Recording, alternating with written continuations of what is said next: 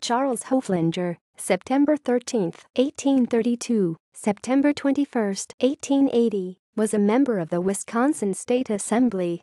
Biography. Hoeflinger was born on September 13, 1832 in Alb-Donau-Kreis, Germany.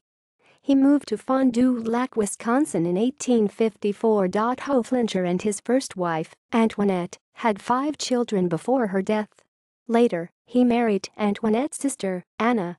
They had 6 children. Hoeflinger died of stomach cancer on September 21, 1880 and is buried in Wausau, Wisconsin. Career. Hoeflinger was a member of the Assembly in 1862 and 1870. Additionally, he was mayor of Wausau, a member of the Wausau City Council and treasurer of Marathon County, Wisconsin. He was a Democrat. References.